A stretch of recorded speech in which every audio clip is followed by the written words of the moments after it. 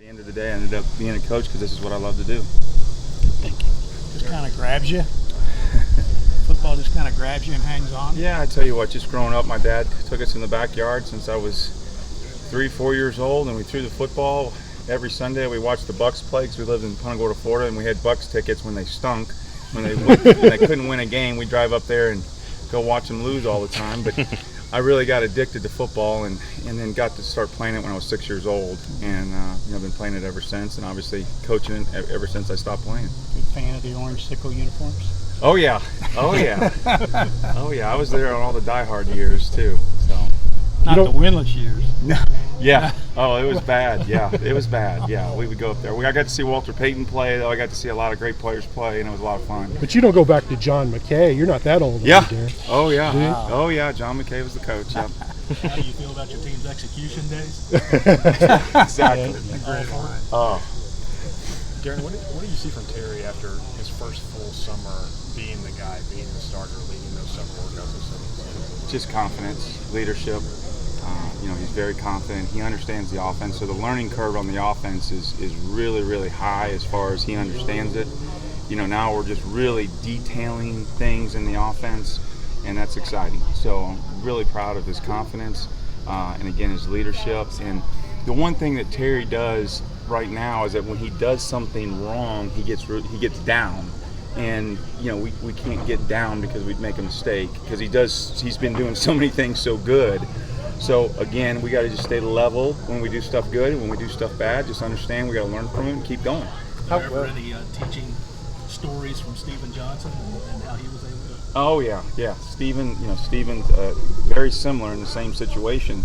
And again, his second year was extremely confident. His first year, obviously, he was the backup going into the season, and really, ended up getting thrusted into the starting role. And then obviously he went through the off season and everything, and he still had to recompete for the job against Drew Barker and ended up winning it out. But it was a competition, and again, you could see Steven's leadership. Obviously, he could play hurt. He did so many things for the team, and you see Terry taking on that role.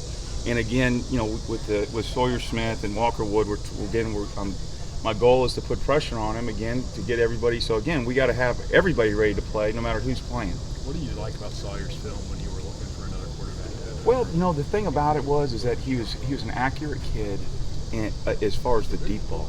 He was extremely accurate down the field. He's great with RPOs, which is what we do, and so it's a really good fit for our offense. And the fact that he's been throwing deep balls out here and throwing strikes, it's exciting. So those are two things, and obviously he can run the ball. He's 225, 230. And his learning curve, he's an older guy. He's been through wars. He was the MVP of his bowl game. So the kid understands, what he's going through. And the other thing too is he doesn't say a whole lot. Like in my meetings, all he does is write notes. He's learning, write notes, learns, ask the right questions, and that's what you want out of a kid coming in to want to go compete. Just talking to him briefly on media day, he seemed like a guy who knew what the situation was. He wasn't going to ruffle feathers. How important was that, finding the fit in the room, as opposed to some grad transfers, I assume, want to come play from day one? Yeah, and I'll say this: Sawyer wants to play, and that's the truth. But he also is a team guy. So is Terry. So is everybody in that room, and that's the way it's always going to be in our room. And we're going to pull for each other. I said that at the moment any kid has gotten here, that's the way it's going to be. And we have fun in that room because of it, and we care about each other, and we all want to succeed. So again, he fits in that room really, really well. I'm excited, and he is getting better and better through 5 days of practice. Only being here 5 days, I'm really impressed with him. Where is Walker's progression as far as being part of that? Well, I'll tell you, Walker's gone through those injuries, and he's playing the best he's ever played, truthfully. Now, is he making mistakes? Yes. He's got to take care of the football. He served it up to the defense too many times, and we got to be able to trust him. We got to be able to trust him when he's running the offense. So he understands that. He knows he's got to take care of the football.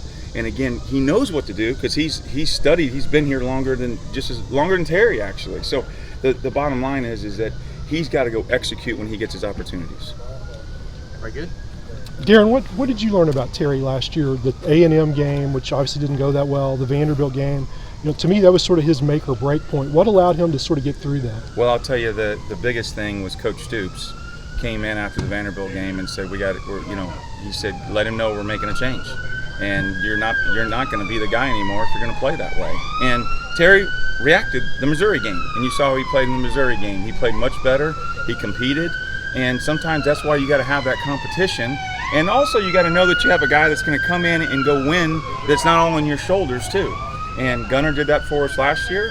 And in that role, it pushed Terry, and it made Terry better the second half of the season. What are the challenges for Amani as he tries to play baseball and football moving forward in terms of getting used to this offense, spring practice, all these things? Well, as a true freshman, it's extremely mental right now for him, and physical, because he's got to learn a lot of the drops, all the technique, everything to be specific. So it's a big learning curve for true freshmen. Same with Nick Scalzo.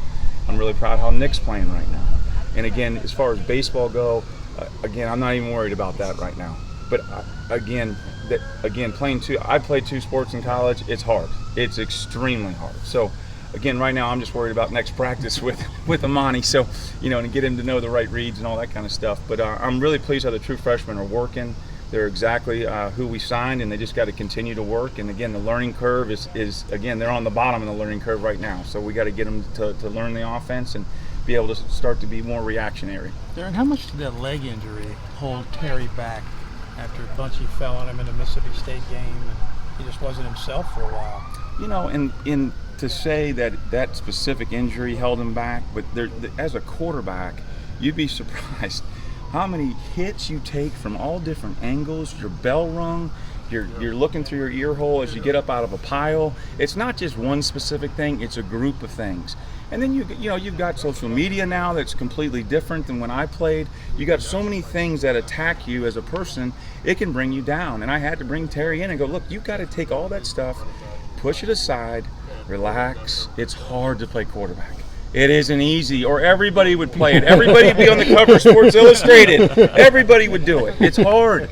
So take a breather, relax, and let's go take it one play at a time. He said you told him just to shut down Twitter, to get off it, and he did.